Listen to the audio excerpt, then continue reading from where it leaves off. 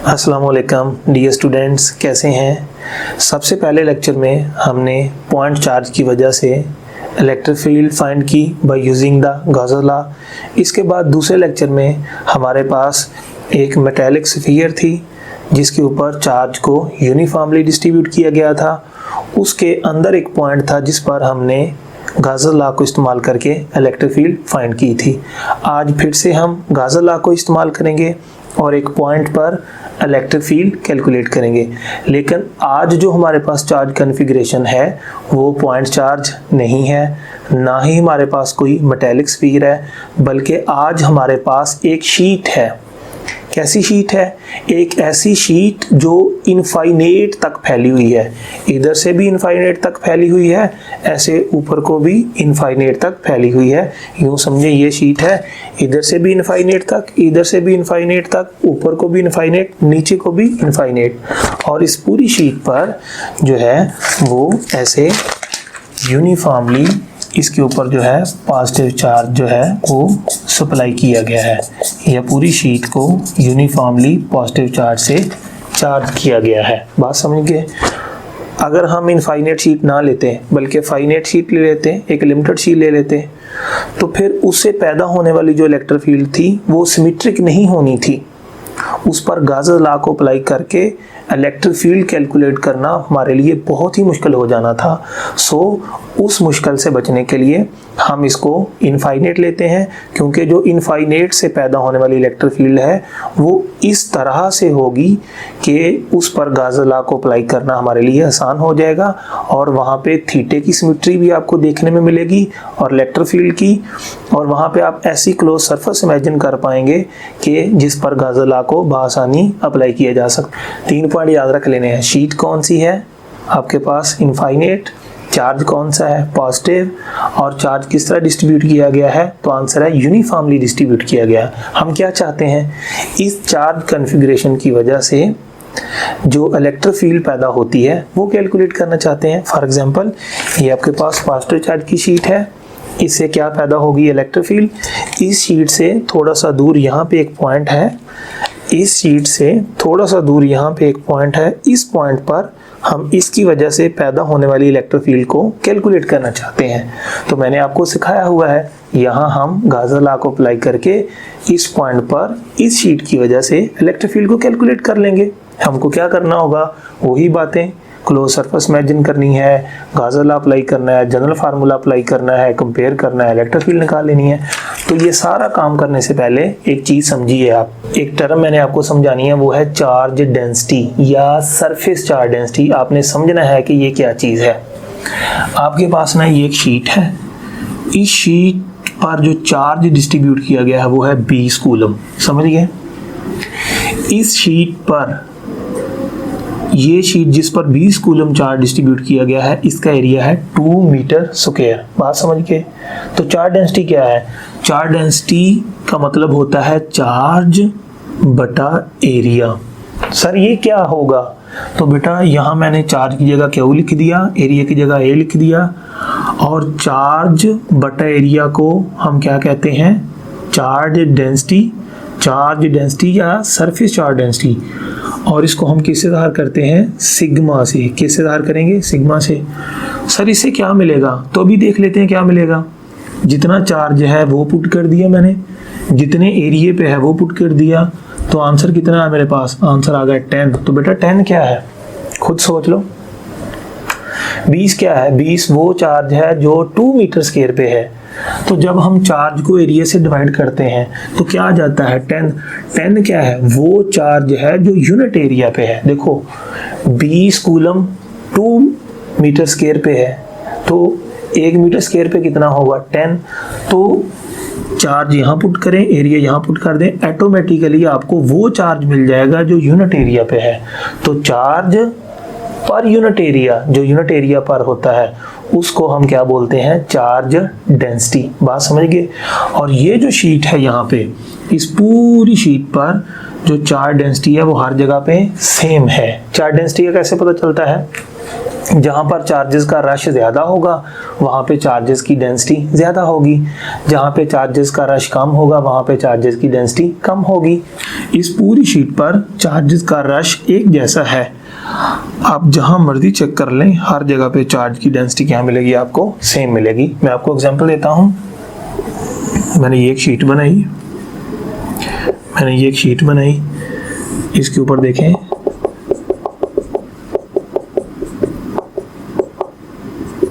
तो आप देखेंगे कि चार्ज डेंसिटी कहाँ पे ज़्यादा है, तो यहाँ पे चार्जेस का रश ज़्यादा है, यहाँ पे चार्ज डेंसिटी ज़्यादा है। यहाँ पे चार्जेस का रश कम है, यहाँ पे चार्ज डेंसिटी कम है। अगर मैं कहूँ इस पे देखो तो इस पे हर जगह चार्ज का रश क्या है, सेम। तो इस पूरी शीट पर चार्ज डेंसिटी क्या है, सेम। बात समझ गए? तो ये था कॉन्सेप्ट चार्ज डेंसिटी का। तो ये रिलेशन आपने याद रखना है, चार्ज डेंसिटी बराबर है चार्ज पर यूनिट एरिया, ठीक है।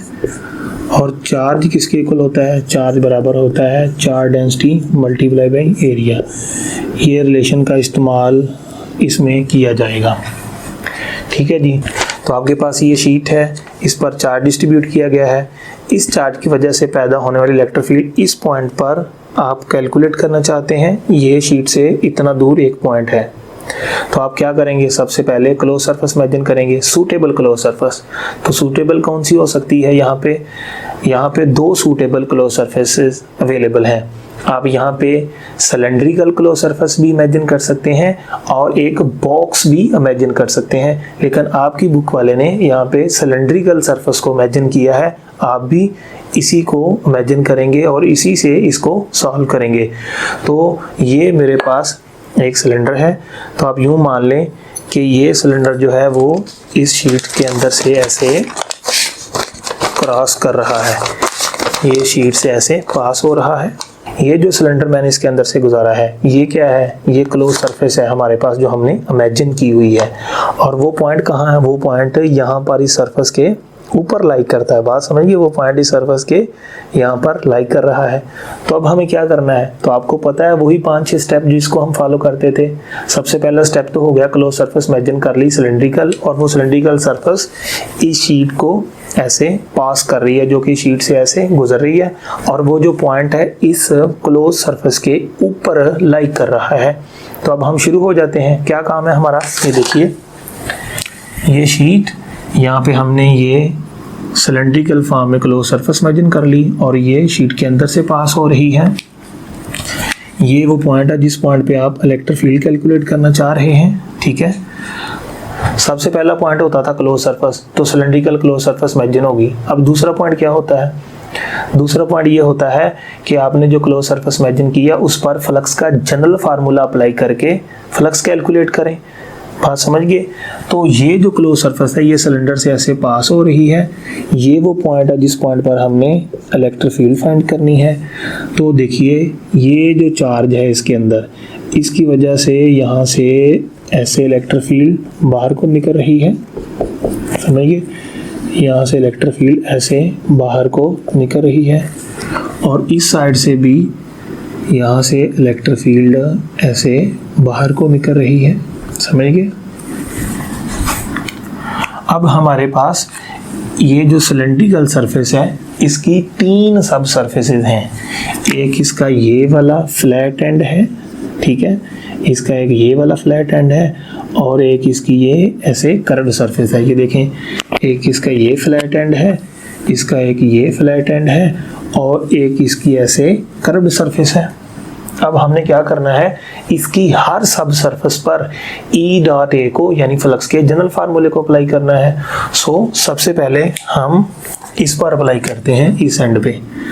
तो फ्लक्स का फार्मूला इस एंड पे अप्लाई करते हैं, ये जो फ्लैट एंड है, यहाँ पे फ्लक्स कितना आ जाएगा, देखिए फ्लक्स होता है E डॉट क्या है A, ये बराबर किसके होता है, E A cos of theta, ठीक है बच्चों। अब देखें, यहाँ पर जो इलेक्ट्रिक फील्ड पहुँच रही है वो E है, बात समझ गए।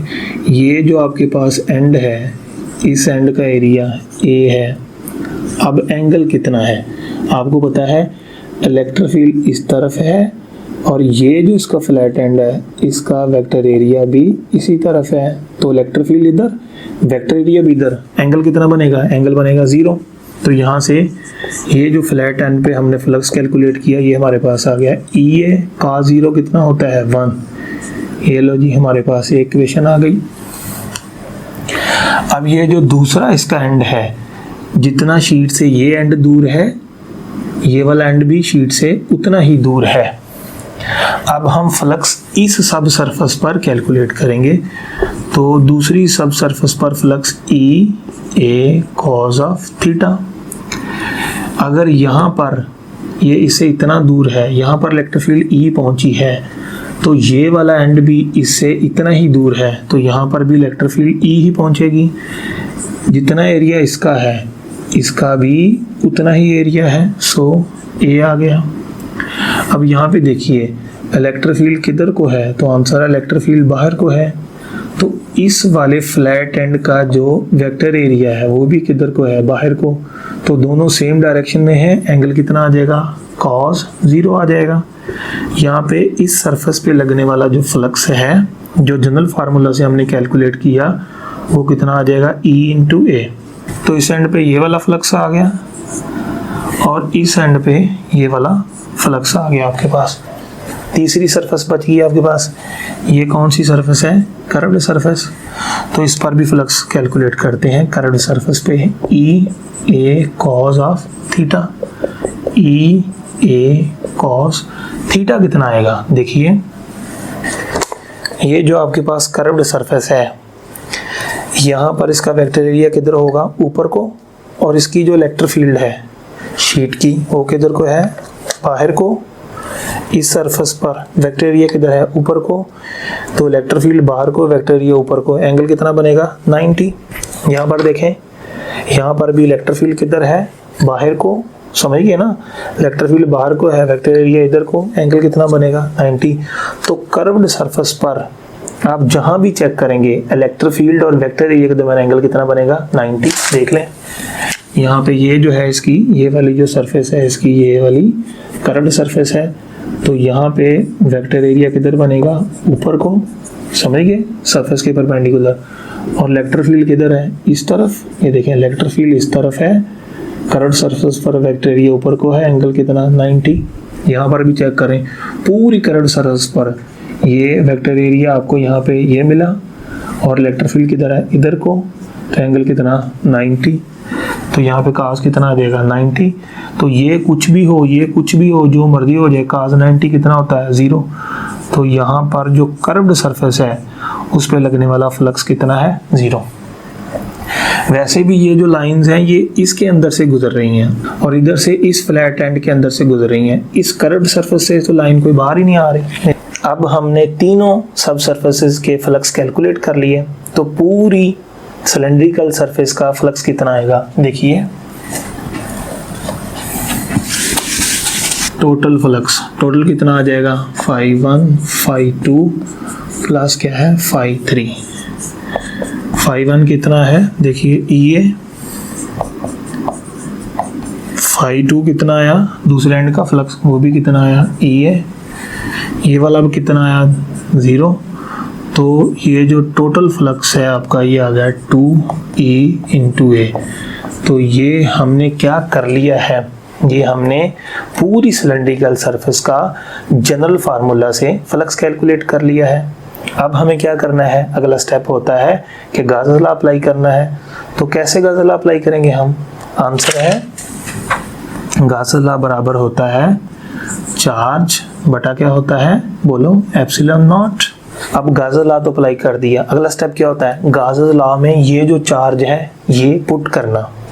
मेरा सवाल है ये चार्ज कौन सा होता है, तो ये वो चार्ज होता है जो आपने क्लोज सरफेस इमेजिन की है, जो उसके अंदर होता है। बात समझिए, तो क्लोज सरफेस तो हमने ये वाली इमेजिन की है, ये वाली, तो इसके अंदर चार्ज कौन सा है, ये वाला चार्ज इसके अंदर है। हमें ये वाला चार्ज यहाँ पे पुट करना है। तो हमें तो पता ही नहीं है ये चार्ज कितना है, लेकिन दो बातों का पता है। मैं आपको बताता हूँ कौन सी दो बातों को पता है। हमें पता है कि ये वाला जो एरिया है ना, एरिया, ये एरिया कितना है A है, एरिया इसका भी ए, इसका भी एरिया ए, इसका भी एरिया कितना ए, क्रॉस सेक्शनल एरिया। और हमें एक और बात का पता है कि पूरी जो शीट है इस पर चार्ज डेंसिटी सिग्मा है। और किसका पता है? पूरी शीट पर जो चार्ज की डेंसिटी है वो कितनी है? सिग्मा है। यूनिफॉर्मली डिस्ट्रीब्यूटेड है ना, तो पूरी शीट पर चार्ज की जो डेंसिटी है वो सेम है। तो अगर पूरी शीट पर चार्ज डेंसिटी सेम है तो जितनी यहाँ उतनी यहाँ उतनी यहाँ, पूरी शीट पर एक जैसी चार्ज डेंसिटी है और यहाँ पर भी चार्ज की उतनी ही डेंसिटी है। सो जहाँ पर जो चार्जेस हैं उनकी डेंसिटी कितनी है? सिग्मा। एरिया का पता है, डेंसिटी का पता है, तो चार्ज का पता कर नहीं सकते। तो अगर दो चीज़ों का पता है तीसरी चीज़ का पता कर सकते हैं कि नहीं? आपके पास एक फार्मूला है। कौन सा फार्मूला? ये देखो, charge density is equal to charge per unit क्या होता है? पर यूनिट क्या होता है? एरिया। तो इससे चार्ज किसके इक्वल आ जाएगा? इससे चार्ज आ जाएगा हमारे पास चार्ज डेंसिटी मल्टीप्लाई बाय क्या आ जाएगा? एरिया। तो चार्ज डेंसिटी कितनी है आपके पास? सिग्मा। और यहाँ पर जो एरिया है वो कितना है? ए। तो आपके पास यहाँ से क्या आ जाएगा? चार्ज। तो आपने कैलकुलेट कर लिया ये वाला चार्ज कितना है। ये वाला चार्ज है हमारे पास सिग्मा मल्टीप्लाई बाई रीजन। तो ये आपने कैलकुलेट कर लिया वो चार्ज जो इसके अंदर था। कैसे कैलकुलेट किया? दो चीज़ें पुट करने से। इस शीट की चार्ज डेंसिटी पुट करने से, आपको पता होनी चाहिए, नहीं पता होगी तो चार्ज कैलकुलेट नहीं कर पाएंगे।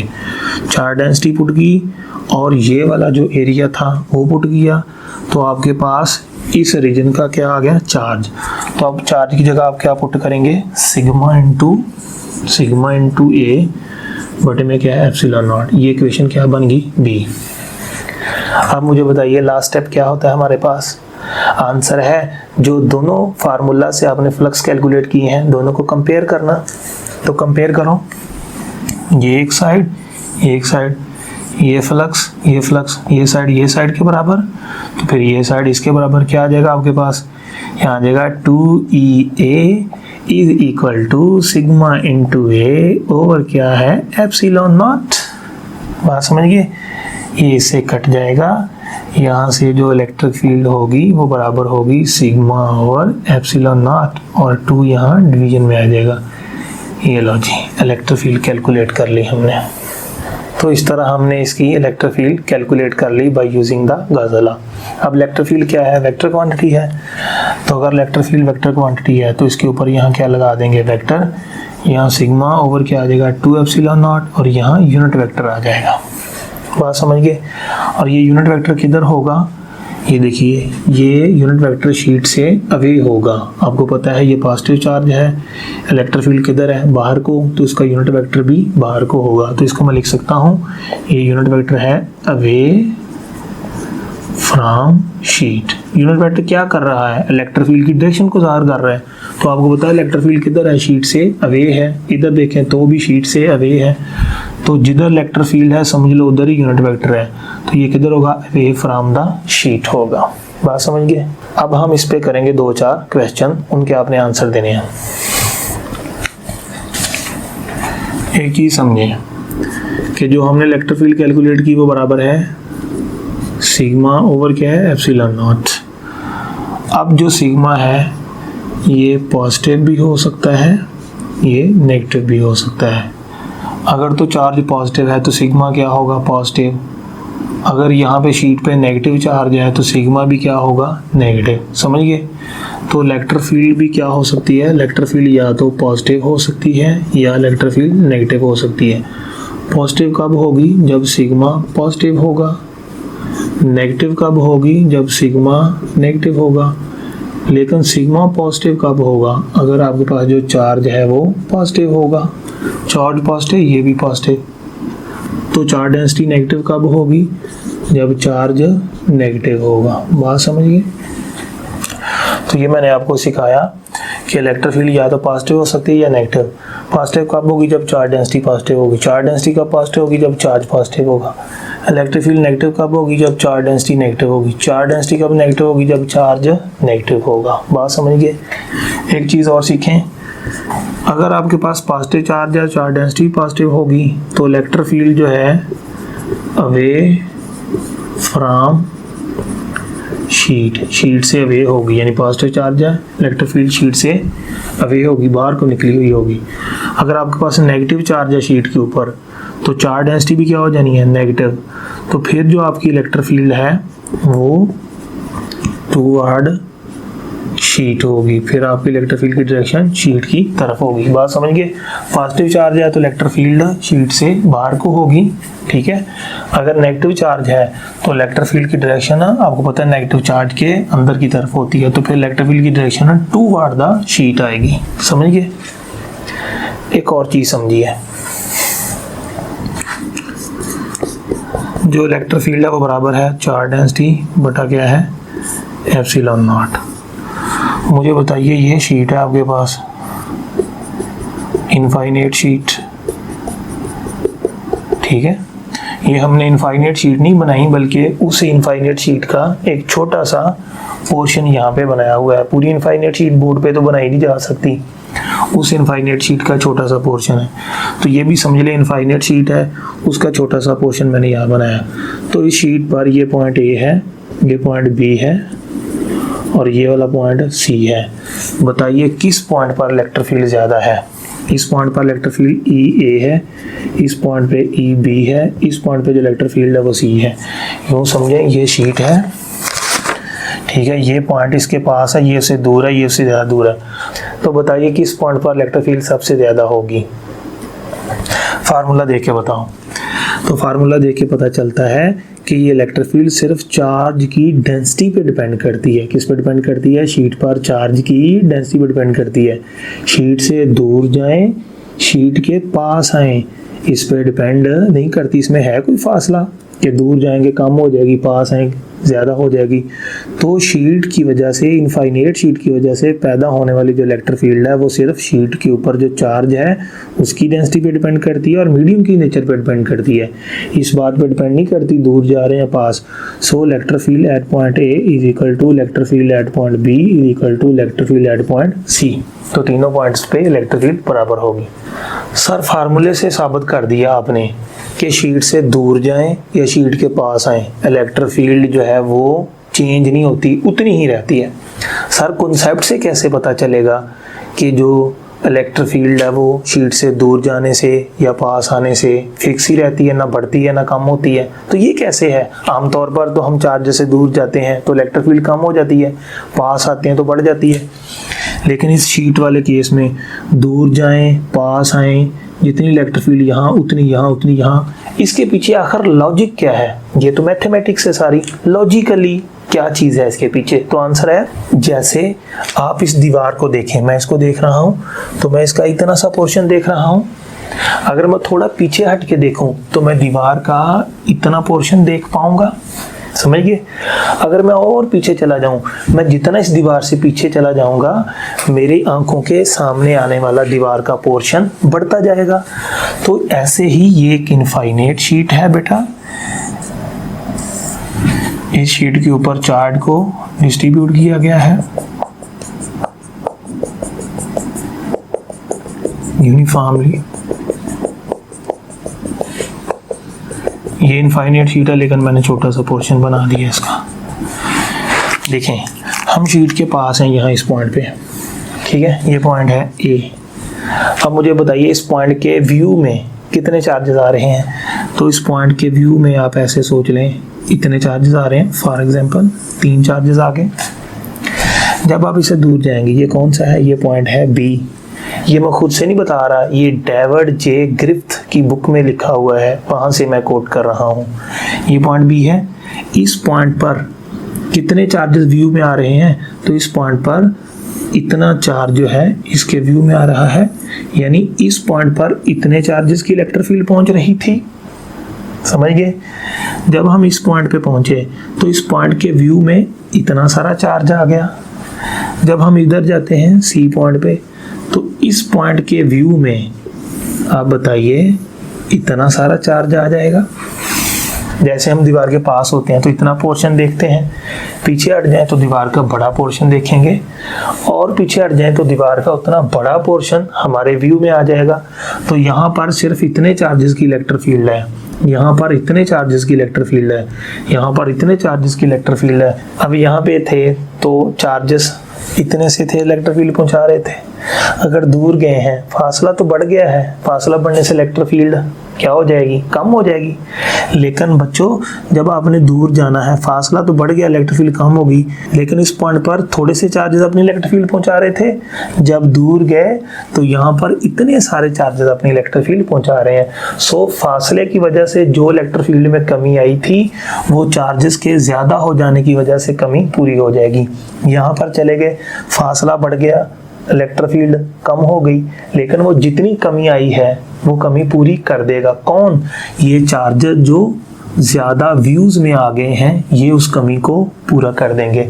तो इस तरह हम दूर जाते जाएंगे, फासला बढ़ता जाएगा, इलेक्ट्रिक फील्ड कम होती जाएगी, लेकिन जितना दूर जाएंगे चार्जर जो उसके व्यू में आने हैं वो बढ़ते जाएंगे। वो जितनी कमी आई है वो इलेक्ट्रिक फील्ड की कमी को पूरा कर देंगे।